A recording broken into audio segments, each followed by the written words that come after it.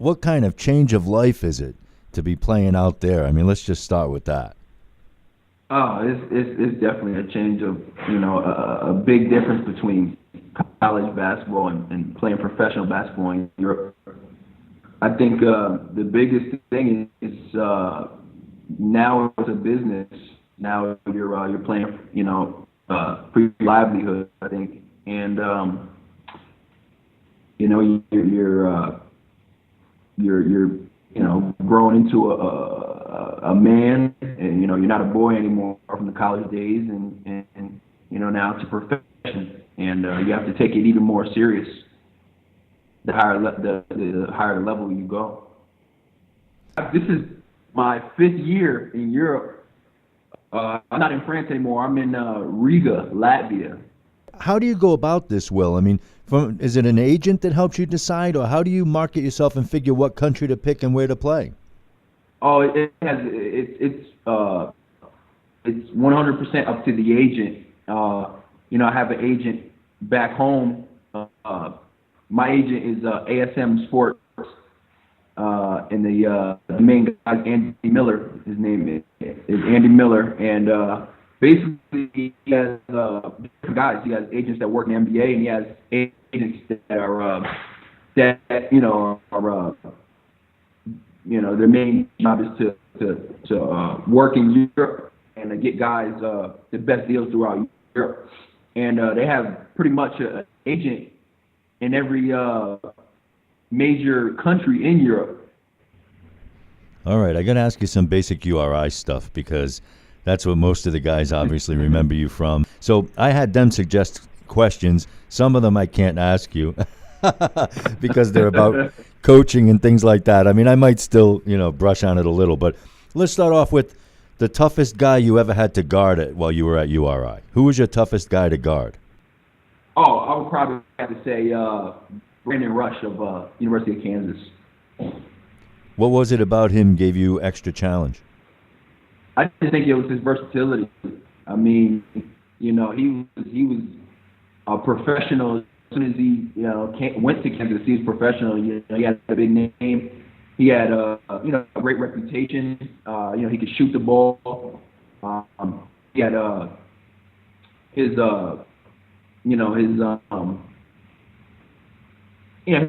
could shoot the ball and go inside and out. He was the total package, and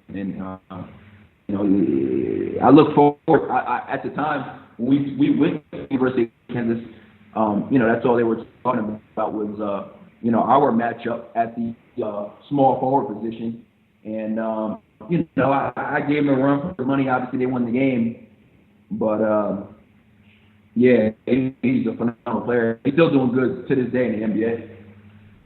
All right, you mentioned the small forward position. That was one of the deals with you, right? Because you were one of the big stars at URI, but they were worried about NBA prospect, and you got your tries with the Bulls and things, and you're probably still planning on getting there. But there was always that tweener label with you, right? That you were versatile as heck, but you didn't have the body for some of the NBA forwards and that kind of thing. What do you say to all that, Will? I mean, I just say if you can play, you can play. And I think the game, the NBA game, the overall professional game is changing drastically as the years go on. And like you said, when I was coming out, I was labeled as a tweener, and it hurt my stock a tremendous deal. And it might have been one of the reasons why I wasn't drafted.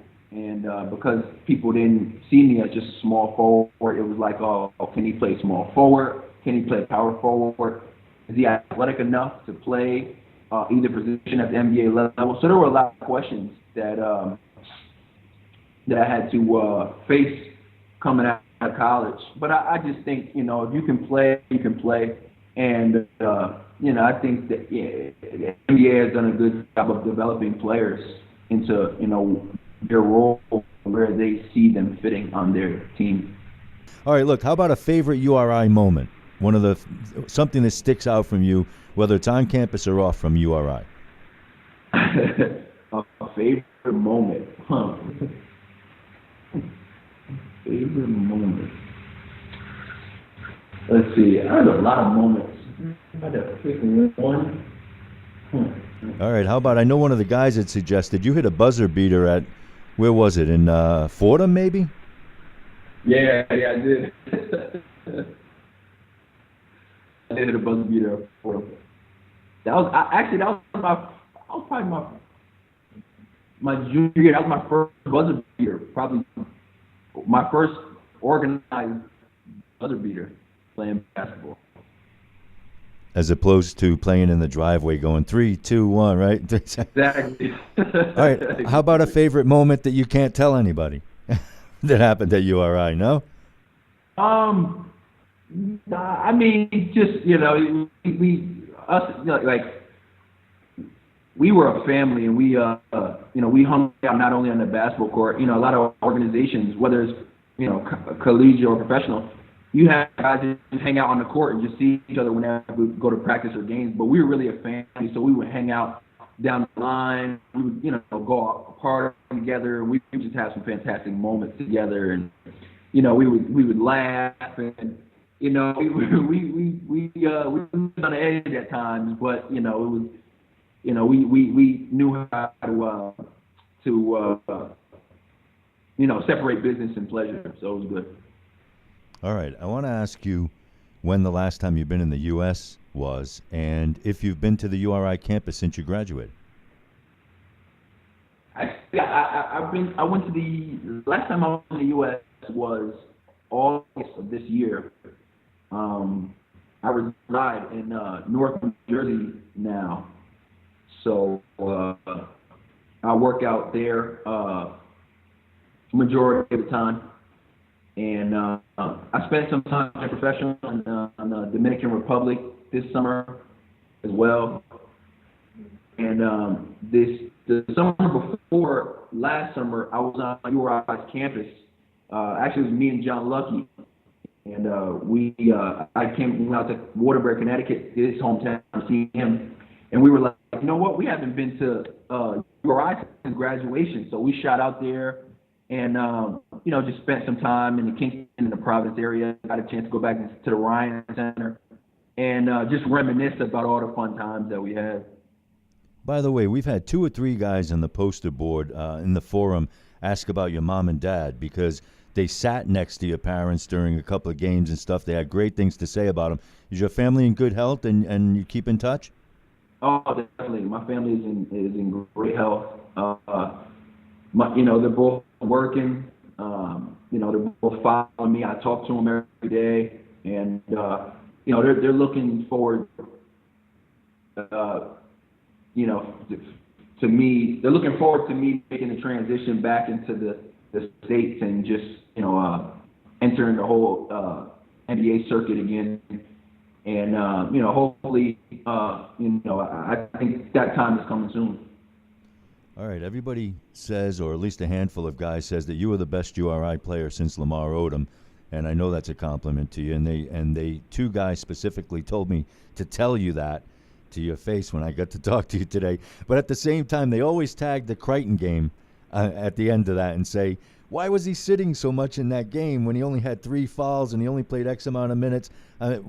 Did it feel to you like it felt to the fans that you weren't getting enough time in that game? I mean, it did feel like I didn't get a lot of time, but the thing is that I always trusted Coach Barron with everything he did on and off the court. He's a smart guy, one of the best coaches I ever played against, played for, and that game is a tough game, is a crucial game. I mean, I honestly have dreams about that game to this day. Just to be up close to 20 points at halftime and then lose a critical game like that, it sticks with you for life. And I think that all 4 years at Rhode Island, it's a team sport, it's a team game. We won as a team, we lost as a team, and but I think that game is tough to look back on just because it ended my career. So that still plays a role in my life today, that game. Hey, I know it's early and you don't want to look at coaching or anything yet because you plan on playing in the NBA, but in the back of your mind, do you think that somewhere down the line you'd like to be a coach, or once you're out, you're out? I've given coaching a thought. I think like a lot of basketball players, but I think it's too early in my career to say right now. I'm only 26. I turned to 26 this year, so I mean it's still early. I still have a lot of basketball left in me, and I'm just focused on maximizing my potential, whether it's getting the best deal here in Europe, or it's fulfilling my dream of getting to the NBA. Hey, one of the guys wanted me to ask you what it felt like to learn that you were a nominee for the Naismith Award back then. Oh man, that was it was fun. Just to put my name up there with those top players, it was phenomenal. Like I remember the feeling today, being up there with those guys, and a lot of those guys were talked about as being draft picks and were draft picks. So just to be up there with those guys, it was a great honor, and it solidified a lot of hard work that I put on the gym and helping URI achieve the success that we did. Well, give a fan a feeling for what it's like playing in Europe. I'm watching the tape, and I'm trying to determine whether it looks like it's between D1 college or pro or like Olympic basketball. I mean, how do you picture the level of competition? How would you explain that to a typical fan? I would say it's. I wouldn't say it's Division I level. I think it's higher than that, but I wouldn't say it's quite the NBA either. I think it's somewhere in the middle. I mean, there's a lot of guys in Europe who should be in the NBA, and there's a lot of guys in Europe trying to make a name for themselves. And I would say it's somewhere in the middle. I mean, because you also have a lot of former NBA players in Europe, and you take one or two players from each team, in their respective time from their Division I school, and you put them somewhere in Europe, and that's what it is. I think it's the top 2 or 3 players from each of their teams in Europe playing as foreigners, and then it depends on what country you're in as far as the level of competition. You have Spain and Russia as the top leagues right now. After them comes the Italy, France, Germany, Israel, Turkey. So I think it's a combination of NBA and D1, but somewhere in the middle with just a lot of great players. What's it like to be a New York guy and then to be in a situation like that? I mean, we did an interview just with text with Jimmy Barron, for example, in Russia now. Do you ever talk to Jimmy? Are you lonely there? Do you hang with a few key players? What's life like? I haven't talked to Jim since we graduated, but I actually am playing in the same conference as him this year, so we'll get a chance to play against each other and see each other for the first time since 2008. And as far as life over here, I think being a New Yorker helped me adjust to the European life, because the majority of the cities that I played in my 5 years as a professional over here have been major cities. But at times you can get lonely. I have my fiance out here, so and a lot of my friends and family visit.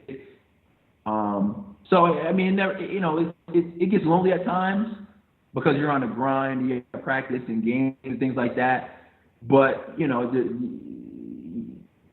I have my fiance with me, and whenever I have the opportunity, I always send for my family and friends to come over and just enjoy the trip and get a chance to see me. And plus the season is 10 months long, and you have the summers off. before you have to go back. The season runs from about September to April, May, and then you have the summer off, and you pretty much train in the summer, and you get a chance to have some downtime to spend the time with your family back home. For a minute there, I almost thought I heard you say you're going to be playing against Jimmy Barron in one of these games. You have to circle that on the calendar for us, Will, because we have to find some kind of feed online of that. What would you tell your teammates about guarding Jimmy when the game's coming up? Oh, man. What wouldn't I tell him? I mean, Jimmy is a sniper shooter. I mean, Jimmy is easily the top five, one of the top five shooters I've ever seen in my entire basketball days. I mean, he has so many skills. He's an unbelievable player. And he, it was an honor to have him on my team and to play with him in our roadie days. And it's going to be cool to play against him this year. And I know we're going to reminisce and have some European stories to tell each other. But I'm looking forward to it. And I would just tell my teammates that you can't give him any room to breathe because he was running from half court on you. Yeah, you're being too kind because my money's on you if you play one-on-one, though. Could you beat him one-on-one flat out, be honest? I mean, me and Jimmy, we're two different players. I mean, he's a shooting guard. I'm a small forward. He has a better jumper than I'll ever have in my entire basketball days. But, I'm stronger, I'm taller, I'm more physical than him. I don't think you can really compare us. I mean, we in our roadie days, you didn't see one without the other. We were both on the court always at the same time. So we complement each other. So, I mean, we're two different players, though, All right, I'll take that as you can beat him even though he's an outside shooter.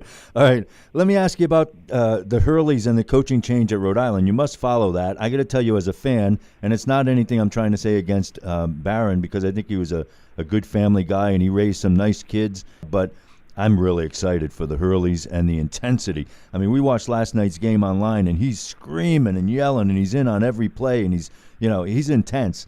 Would you have liked to have played for this guy? I mean, I don't know Coach Hurley too well. I mean, I don't know him at all. But, I mean, Coach Barron is one of the reasons why I chose URI. Him and Desmond Oliver recruited me together. And, I heard a lot of good things about Coach Hurley. But, Coach Barron, he was a phenomenal coach. And, he took us as far as he could. And, one thing a lot of people don't know about Coach Barron is that not only was he a good coach, but he also stressed education so much in that, he as much as he was running plays or telling us how to win a game, he was also stressing the importance of getting education because, the ball is going to stop dribbling at some point in your life and you're going to have to, support your family. And, I think he preached that in the media, and but not to the extent that he taught it to us. And that's something I'll always cherish about Coach Barron is his importance of education. All right, I know it's late there, and I know you want to get going, and you don't want to tell the story about how I beat you one-on-one, so we won't go there. But let me ask you. Look, you got a chance to tell the fans at Rhode Island. Here it is, a few years later. Now you've been playing in Europe. They're going to all watch the interview. They all couldn't wait to see that I was going to be talking to you. What do you want to tell them? What would you tell them that you didn't have a chance to tell them when you were a player? Anything you'd like to say to the fans? I just want to say that they're still the best fans that I've ever had in my basketball days, hands down. And that, I appreciate all the support and that, I still follow Rhode to this day. And, I wish I could, be at games, and that the 4 years at Rhode Island, on and off the court, were the best 4 years of my life so far. And I think that playing for Rhode Island was a big motivation. And we tried to, we had a family family group of players there And we just try to make a name for Rhode Island. We just try to win as many games as possible and make fans happy. That's what we try to do. And I plan on catching Brody games in the future. I don't want them to think that just because I left, I'm never going to see another game. I'll be back for sure. I'm looking to go back into the NBA circuit pretty soon. So, the sky's the limit for me, and I just wanted to thank all our fans that have been, supporting and watching me outside of Rhode Island, up until now to my professional days. Well, Will, I know that we all root for you to get back and get in the NBA, but I'll tell you what, I think I speak for the rest of the fans in saying we'd just be happy if you look like you live a happy life, and we're very proud of what you brought to the team. Thank you, Jim. I really appreciate it.